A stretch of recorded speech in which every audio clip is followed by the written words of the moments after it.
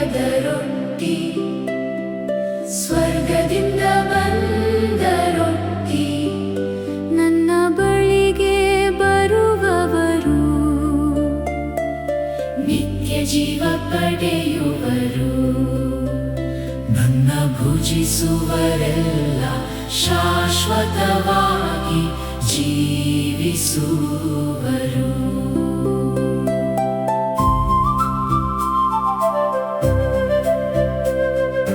ಪ್ರಭುವಿನ ಬಳಿ ಸೇರುವಾಗ, ಆತನ ಪ್ರೀತಿ ಪಡೆಯುವಾಗ, ಜೀವವಾಕ್ಯ ಆಲಿಸುವಾಗ, ಆತನ ಕೃಪೆಯಲ್ಲಿ ನಡೆಯುವಾಗ, ಇರದು ಹಸಿವು ದಾಹ, ಇರದು ಎಂದಿಗೂ ಮರಣ. ನಾನೇ ಜೀವದ ರೊಟ್ಟಿ, ಸ್ವರ್ಗದಿಂದ ಬಂದ ರೊಟ್ಟಿ. ನನ್ನ ಬಳಿಗೆ ಬರುವವರು ನಿತ್ಯ ಜೀವ ಪಡೆಯುವರು. ನನ್ನ ಭುಜಿಸುವರೆಲ್ಲ ಶಾಶ್ವತವಾಗಿ ಜೀವಿಸುವರು.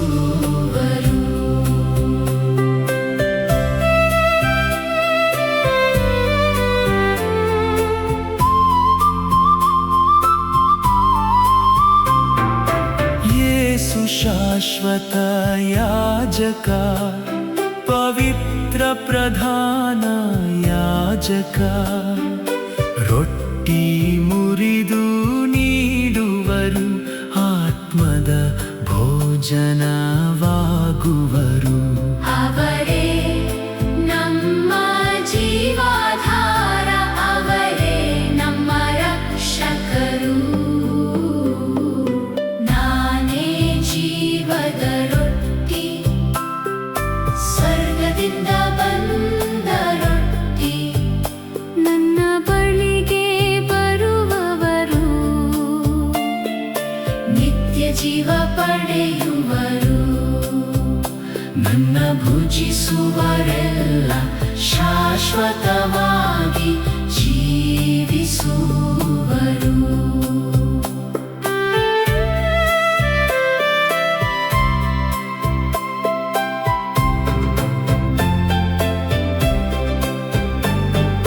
ದೀಕ್ಷಾ ಸ್ನಾನದ ಕೃಪೆಯಲ್ಲಿ ಪಡೆದೆವು ದೈವ ಕರೆಯ. ಕ್ರಿಸ್ತನ ಭರವಸೆಯಲ್ಲಿ ರಾಜ ಘನತೆಯ ಯಾಜಕರು. ಕ್ರಿಸ್ತನ ಬಳಿ ಸೇರುತ್ತಾ ಆತನ ಸಂದೇಶ ಸಾರುವೆವು.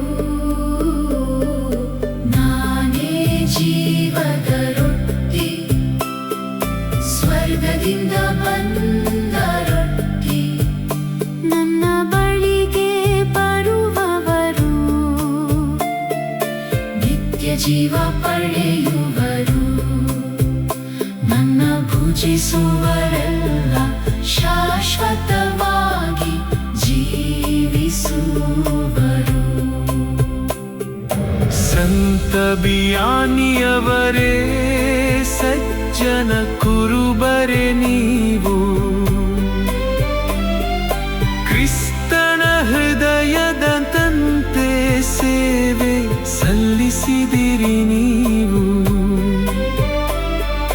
ಭಕ್ತರ ಭರವಸೆಯು, ಯಾತ್ರಿಕರ ದಾರಿದೀಪ ನೀವು. ನಾನೇ ಜೀವದ ರೊಟ್ಟಿ, ಸ್ವರ್ಗದಿಂದ ಬಂದ ರೊಟ್ಟಿ. ನನ್ನ ಬಳಿಗೆ ಬರುವವರು ನಿತ್ಯ ಜೀವ ಪಡೆಯುವರು. ನನ್ನ ಭುಜಿಸುವರೆಲ್ಲ ಶಾಶ್ವತವಾಗಿ ಜೀವಿಸುವರು.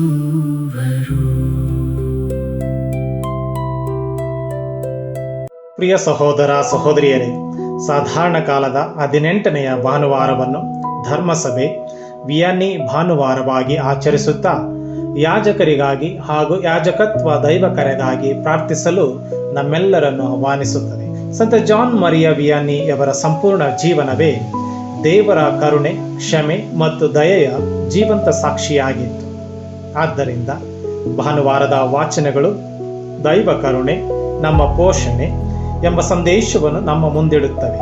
ದೇವರು ನಮ್ಮ ದೈಹಿಕ ಹಸಿವು ಮತ್ತು ಬಾಯಾರಿಕೆಯನ್ನು ಮಾತ್ರವಲ್ಲ, ಆತ್ಮದ ಆಳವಾದ ದಾಹ, ಕ್ಷಮೆಯ ಹಂಬಲ ಮತ್ತು ಶಾಶ್ವತ ಪ್ರೀತಿಯ ಹಸಿವನ್ನು ತಣಿಸುವ ಜೀವದಾಯಕ ಮೂಲವಾಗಿದ್ದಾರೆ.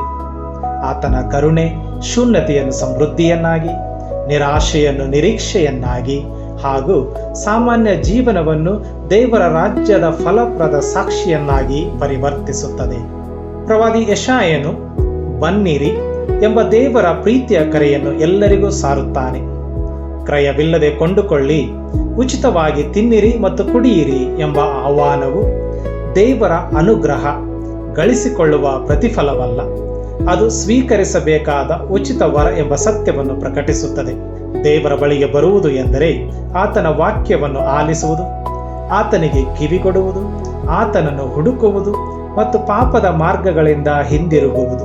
ಮಳೆ ಮತ್ತು ಹಿಮವು ಭೂಮಿಯನ್ನು ಫಲವತ್ತಾಗಿಸುವಂತೆ ದೇವರ ವಾಕ್ಯವು ನಮ್ಮ ಹೃದಯಗಳನ್ನು ಫಲಪ್ರದಗೊಳಿಸಿ ಸಂತೋಷದ ಜೀವನದತ್ತ ನಡೆಸುತ್ತದೆ. ರೋಮನರಿಗೆ ಬರೆದ ಪತ್ರದಲ್ಲಿ ಸಂತ ಪೌಲನು ಕಷ್ಟ, ಸಂಕಟ, ಇಕ್ಕಟ್ಟು, ಬಿಕ್ಕಟ್ಟು, ಹಿಂಸೆ, ಬಾಧೆ, ಹಸಿವು, ನೀರಡಿಕೆ, ನಗ್ನ ಸ್ಥಿತಿ, ಆಪತ್ತು, ವಿಪತ್ತು, ಖಡ್ಗ, ಕಠಾರ, ಸಾವಾಗಲಿ, ಜೀವಾಗಲಿ, ದೇವದೂತರಾಗಲಿ, ದುರಾತ್ಮರಾಗಲಿ, ಈಗಿನ ಸಂಗತಿಗಳೇ ಆಗಲಿ, ಭವಿಷ್ಯದ ಆಗು ಹೋಗುಗಳೇ ಆಗಲಿ, ಶಕ್ತಿಗಳಾಗಲಿ, ಮೇಲಣ ಕೆಳಗಣ ಲೋಕಗಳಾಗಲಿ, ಸೃಷ್ಟಿ ಸಮಸ್ತಗಳಲ್ಲಿ ಯಾವುದೇ ಆಗಲಿ, ಯಾವುದು ನಮ್ಮನ್ನು ಕ್ರಿಸ್ತನ ಪ್ರೀತಿಯಿಂದ ಬೇರ್ಪಡಿಸಲಾರದು ಎಂಬ ಅಚಲ ವಿಶ್ವಾಸವನ್ನು ಘೋಷಿಸುತ್ತಾನೆ. ಏಕೆಂದರೆ ಕ್ರಿಸ್ತನಲ್ಲಿ ನಾವು ಕೇವಲ ವಿಜಯಿಗಳಲ್ಲ, ಮಹಾವಿಜಯಿಗಳು. ನಮ್ಮ ಜಯವು ಮಾನವ ಸಾಮರ್ಥ್ಯದಿಂದಲ್ಲ, ಅದು ದೇವರ ಅಚಲ ಪ್ರೀತಿಯಿಂದಲೇ ಸಾಧ್ಯವಾಗಿದೆ. ಮತ್ತಾಯನ ಶುಭ ಸಂದೇಶ ತಿಳಿಸುವಂತೆ ಪ್ರಭು ಯೇಸು 5 ರೊಟ್ಟಿಗಳನ್ನು 2 ಮೀನುಗಳನ್ನು ತೆಗೆದುಕೊಂಡು ಕೃತಜ್ಞತೆಯಿಂದ ಆಶೀರ್ವದಿಸಿ ಮುರಿದು ಜನರಿಗೆ ಹಂಚುತ್ತಾರೆ.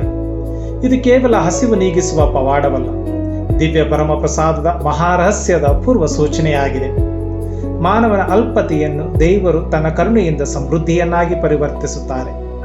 ಸಂತ ಜಾನ್ ಕ್ರಿಸೋಸ್ತಮ್ ಹೇಳುವಂತೆ, ಯೇಸು ಜನರ ಗಾಯಗೊಂಡ ಹೃದಯಗಳನ್ನು ಗುಣಪಡಿಸುವುದರೊಂದಿಗೆ ಅವರ ಹಸಿವನ್ನು ನೀಗಿಸುತ್ತಾರೆ.